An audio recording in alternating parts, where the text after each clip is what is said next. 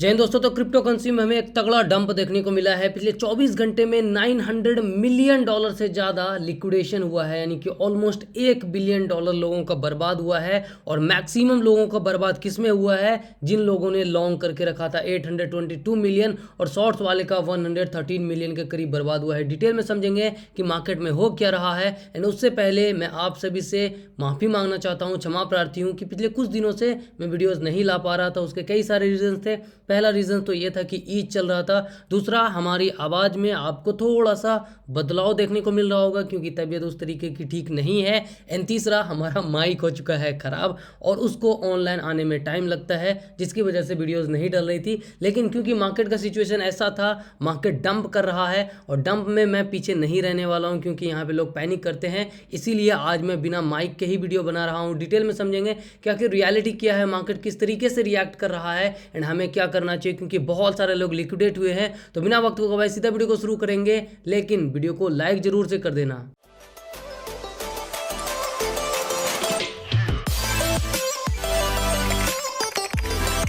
सबसे पहले बात करेंगे कि मार्केट डंप क्यों किया। तो अगर आप देखेंगे हमारे टेलीग्राम पे आप जुड़े हैं, बहुत बार बोल चुका हूँ टेलीग्राम ज्वाइन कर लो, फ्री का टेलीग्राम है, टेलीग्राम ज्वाइन कर लो, फ्री का टेलीग्राम है, डिस्क्रिप्शन और पिन कमेंट में लिंक होता है। हमने रात में आपको एक अपडेट दिया था क्योंकि मैं ज़्यादा एक्टिव नहीं था, फिर भी मैं टाइम टू टाइम अपडेट दे रहा था। ये अपडेट 8:14 यानी कि रात में 8:30 बजे करीब मैंने क्लियर लिखा था, अलर्ट रहना, एसएल के बिना ऐसे मार्केट में ट्रेड मत करना। अगर बिटकॉइन थोड़ा भी गिरता है ना तो अल्टकॉइन टूट जाएंगे। और ये मैंने रात के 8 बजे बोला था और क्लियर बोला था। I don't have any open position as of now, क्योंकि अनसर्टिनिटी है मार्केट में। जो स्पॉट में है वो है, इसके अलावा फ्यूचर्स में मैंने कोई ट्रेड नहीं लिया हुआ है। अगर आप लोगों ने लिया हुआ है तो अलर्ट रहो, क्योंकि बीटीसी थोड़ा सा गिरेगा तो अल्टकॉइन टूट जाएगा। और ये मैंने कब बोला था? कल रात में। और उसके बाद मार्केट ने क्या किया, मैंने 8 बज के कुछ मिनट पे बोला और मार्केट ने कल रात में दिखा दिया कि मार्केट क्या कर सकता है। ठीक है। एंड बिटकॉइन कितना गिरा है, मैंने वही बोला था जो ऑलरेडी आपको मैसेज में दिख रहा है। बिटकॉइन सिर्फ 8% गिरा है, लेकिन बड़े बड़े टॉप के ऑल्ट कॉइन, चाहे आप आर्बिट्रम को ले लो, ऑप्टिमिज्म को ले लो। आर्बिट्रम कितना गिरा है ये देखो, कल के कल आर्बिट्रम 28% गिरा है। जो भी बड़े कॉइन्स है जैसे ओपी के ले लो जो कि लेयर 2s हैं। ठीक है। ओपी कितना गिरा है आप खुद से यहाँ पे देख लो। ओपी ऑलमोस्ट 32% गिरा है सर, 32%। और यही चीज़ मैंने आपको टेलीग्राम पे बताया था कि मेरा तो कोई पोजीशन नहीं है, लेकिन अलर्ट रहना कि बीटीसी थोड़ा गिरेगा तो ऑल्ट कॉइन टूट जाएंगे। और ये चीज़ मैंने पहले क्यों बोला था, उसका सबसे बड़ा रीज़न था कि मैंने बीटीसी डोमिनेंस को देखा था। ये थमने का नाम नहीं ले रहा था और बीटीसी डोमिनेंस यहाँ पे था। ठीक है।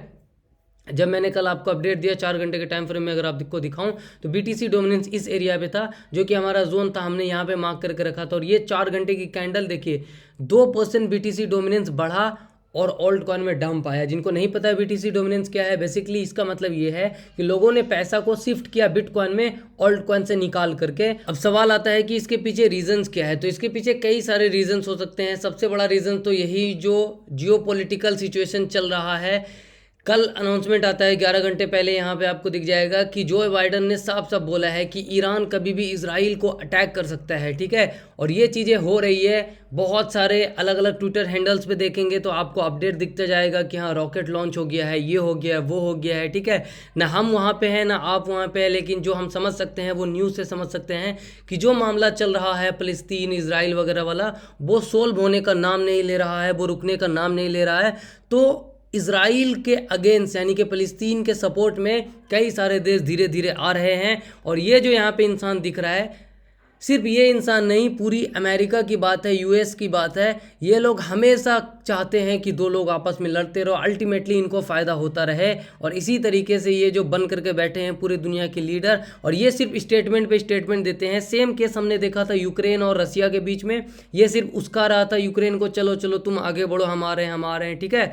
और ये वही काम कर रहा है जो कि पहले इन्होंने रसिया और यूक्रेन के बीच में किया था और अभी भी यही कर रहा है। सामने से ये जंग लड़ने के लिए न जाता है, क्योंकि इनको भी पता है अगर 4 लोग सामने वाले के मरेंगे तो 2 लोग इनके भी मरेंगे। एंड अल्टीमेटली जंग से या फिर वॉर करने से किसी का भला नहीं होगा, किसी का सॉल्यूशन नहीं होगा। वही चीज़ मैंने ट्वीट करके बोला था। बहुत सारे लोगों को ये चिंता है कि वॉर होगा, क्या होगा। तो मैंने वही बोला था, सर आपको ये चिंता है कि वर्ल्ड वॉर 3 होने वाला है। अगर वर्ल्ड वॉर 3 होगा तो तो हमें अपने पोर्टफोलियो के बारे में कम हमें ये सोचना है कि कितने लोग मरेंगे, ठीक है। तो इंसान की ज़िंदगी ज़्यादा कीमती है हमारे पोर्टफोलियो से। तो होपफुली वर्ल्ड वॉर 3 जैसी सिचुएशन ना आए। और ऐसा नहीं कि ये पहली बार अभी हो रहा है, अगर 5-6 दिन पहले के मैसेजेस देखेंगे, जो कि एक बहुत बड़ा ट्विटर अकाउंट है, 4 मिलियन फॉलोवर्स है, इन्होंने एक ट्वीट किया था, पोल किया था, इसको दुनिया भर से लोग फॉलो करते हैं। तो 33% लोगों का मानना था वर्ल्ड वॉर 3 ऑलरेडी स्टार्ट हो चुका है। एंड 22% का मानना था कि जैसे ही ईरान अटैक करेगा इसराइल पे, जो कि जो बाइडन ने अभी बोला है 12 घंटे पहले, 22% का मानना था तब स्टार्ट होगा, क्योंकि इसराइल अटैक करेगा और हिजबुल्ला करके एक कोई ग्रुप है और समथिंग, ठीक है, वो है। एंड सारे लोग अपना अपना ग्रुप बना करके जो जिनकी साइड है वो उनके साइड से लड़ने के लिए जा रहे हैं।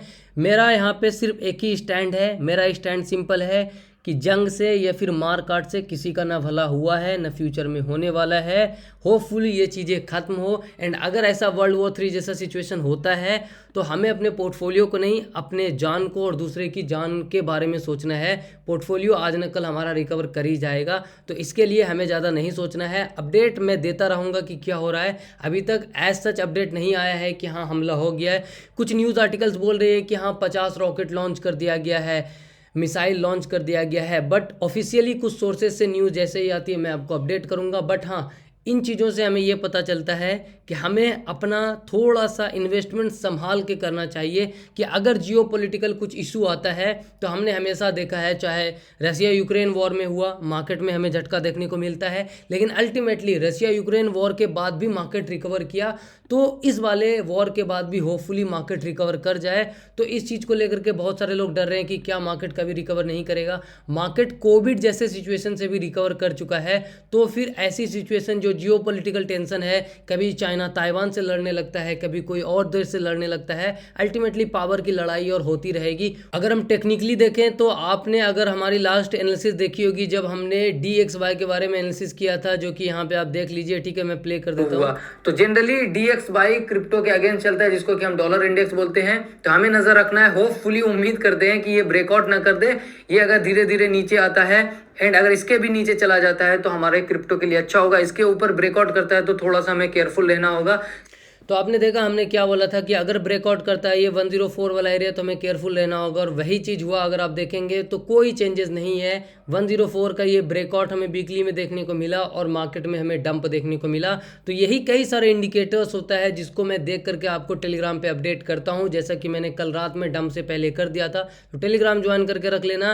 एंड इसके अलावा राइट नाउ टेक्निकली मार्केट क्या कह रहा है, तो टेक्निकली ऑल्ट कॉइन का जो बिटकॉइन का जो डोमिनेंस है वो एक इंपॉर्टेंट एरिया पे। होपफुली अगर यहाँ से रिजेक्शन मिलता है हमें, तो हमें एक ऑल्ट कॉइन में अच्छा खासा रैली देखने को मिल सकता है, क्योंकि अल्टीमेट ऑल्ट कॉइन में रैली तभी आएगा जब डोमिनेंस कम होगा। क्योंकि पास्ट में जो बुल मार्केट आया था, देखो ये वाला ऑल्ट कॉइन का डंप, यहाँ पे देखो बिटकॉइन डोमिनेंस गिरा था, तो ये बुल मार्केट का आपको क्रिप्टो में देखने को मिला था 2021 में। तो अगर ये चाहे थोड़ा सा ऊपर जाए, कुछ भी जाए, अल्टीमेटली इसको नीचे आना है। एंड अभी एरिया 55-56% का ये इंपॉर्टेंट है। अगर यहाँ से रिजेक्ट होकर के नीचे जाता है तो हमें एक अच्छा पंप देखने को मिलेगा, क्योंकि जब तक डोमिनेंस नीचे नहीं आएगा मार्केट में, ऑल्ट कॉइन में हमें ज़्यादा पंप देखने को नहीं मिलेगा। क्योंकि बिटकॉइन तो 5-6% ही गिरा है, क्योंकि डोमिनेंस ऊपर जा रहा है। तो होपफुली यहाँ पे हमें देखने को मिले। एंड अल्टीमेटली क्या ऐसे सिचुएशन में डरना चाहिए? तो मेरे हिसाब से मैं तो नहीं डर रहा हूँ, लेकिन हाँ मैं केयरफुल और अलर्ट जरूर हूँ। अगला सवाल आपका आएगा कि क्या हमें अभी खरीद लेना चाहिए, तो मैं 3 चीज़ बताने का आपको ट्राई करूंगा। पहली चीज़ कि इस निगेटिव न्यूज़ में, जियो पॉलिटिकल टेंशन में, एक न्यूज़ शायद बहुत लोगों से मिस हो गया है, जो कि 10 अप्रैल को आया था कि हांगकांग भी अपना स्पॉट ETF, जैसे यूएस ने कैसे स्पॉट बिटकॉइन का ETF अप्रूव किया, मार्केट पंप किया, हांगकांग भी अप्रैल में अप्रूव कर सकता है। एंड हांगकांग से ऐसा साइट से न्यूज़ आ रही है कि चाइना उसके थ्रू क्रिप्टो में इन्वेस्ट कर सकता है, क्योंकि वो देख रहा है ना कि अमेरिका उससे आगे जा रहा है। तो चाइना और अमेरिका की क्या टक्कर है वो जग जाहिर है, आपको भी पता है, दोनों आपस में लड़ता रहता है, ठीक है। तो यहाँ पे बिटकॉइन ETF अप्रूवल की बात चल रही है, तो फंडामेंटली पॉजिटिव न्यूज़ आ रही है। टेक्निकली थोड़ा सा प्रॉब्लम था, हमने देखा, एंड कुछ जियोपॉलिटिकल टेंशन जिसकी वजह से हमें मार्केट में डंप देखने को मिला है। तो अभी मेरा टेक बड़ा सिंपल है, जो पोर्टफोलियो मेरे पास है वो तो है ही है, ठीक है। उसके लिए मेरा टारगेट अल्टीमेटली मैंने ऑलरेडी बताया हुआ है कि जब हमें दिखेगा कि हाँ बिटकॉइन एक अच्छा खासा रैली कर गया है, इथेरियम एक अच्छा खासा रैली कर गया है, तब हम उसको सेल करने का ट्राई करेंगे। लेकिन अगर आपने अभी नहीं खरीदा है, डिप बाइंग के लिए बैठे हुए थे, तो बहुत सारे कॉइन, चाहे आप डीमो देखो तो एक अच्छे खासे सपोर्ट पे आकर के 30% क्रैश में आई थिंक बैठा हुआ। अगर हम यहाँ से परसेंटेज निकालें तो आपको दिखेगा 50% क्रैश में डीमो बैठा हुआ है। एप्टोस जो कि एक अच्छा खासा कॉइन है और उसको हमने खरीदा था इसी एरिया पे और वो $20 के करीब गया था एंड वही उसी एरिया पे आकर के $8 $10 पे बैठा हुआ है। तो फिर हमें $20 $19 का एरिया देखने को मिल सकता है, क्योंकि जो प्राइवेट इन्वेस्टर्स हैं अभी भी इसमें शायद नहीं निकले हैं। तो प्राइवेट इन्वेस्टर्स इतने सस्ते में नहीं निकलेंगे। होपफुली हमें एक अच्छा पंप देखने को मिले। फाइल कॉइन जिसका टारगेट हमने ऑलरेडी 27 to 17 $16 दिया है, वो $7 $6 पे है। ये इथेरियम वाला नहीं, फाइल कॉइन USDC वाला, यहाँ पे आपको USDT दिख जाएगा। जो हमारा टारगेट था वो यहाँ पे आपको नज़र आ जाएगा। अभी भी मेरा टारगेट यही $17 से $27 का है जो हमने पहले मार्क किया हुआ है। इसके अलावा और भी कुछ कॉइन्स है जैसे स्टैक्स है या फिर जो BTC के कॉइन्स है, BTC in the sense BTC ecosystem के कॉइन्स है, उस पर भी नज़र रख सकते हैं। मैं पर्सनली इथेरियम थोड़ा बहुत बाय करने का ट्राई करूँगा क्योंकि मैं उसको एयर ड्रॉप में स्टेक वगैरह कर सकूँ, क्योंकि अल्टीमेटली मेरा इथेरियम का टारगेट $5,000 से $8,000 और बहुत अच्छा सिचुएशन हुआ तो $10,000 भी हो सकता है। पर हमें एक चीज़ ध्यान देना चाहिए कि कुछ भी गारंटीड नहीं है इस मार्केट में। मेरा टारगेट इथेरियम का मैंने आपको बता दिया, पहला टारगेट $5,000 का है, ठीक है, दूसरा $8,000 का, तीसरा $10,000 का। और $10,000 का मेरा टारगेट है कि मैं अल्टीमेटली सारी चीज़ वहाँ पे होपफुली बेच करके निकल जाऊँ, या फिर मैं $5,000 $7,000 जैसे इथेरियम जाए धीरे धीरे सेल करना स्टार्ट करूँ। क्या वहाँ तक जाएगा इसकी गारंटी नहीं है, लेकिन हाँ अल्टीमेटली अगर ये 30% 50% डिप में जो भी कॉइन्स आपको दिख जाएंगे, चाहे RWA के कॉइन्स मैंने आपको बोला है पहले कि डिप में तो खरीदना, ओंडो जैसे कॉइन्स आई थिंक डिप में गए थे। जैसे देखिए ओंडो कितना डिप में गया था 0.55 से, और डिप से 47% रिकवर भी कर गया। तो ऐसे कॉइन्स पे अगर आप नज़र रखते तो आपका पैसा डूबता नहीं, ऑलरेडी इस डंप में बन चुका होता, ठीक है। गोल्ड फिश GFI जैसे कॉइन्स आई थिंक डंप से रिकवर करना स्टार्ट कर चुके होंगे। देखिए डंप में अभी कहाँ तक गए थे, यहाँ से ऑलमोस्ट 26% अप है।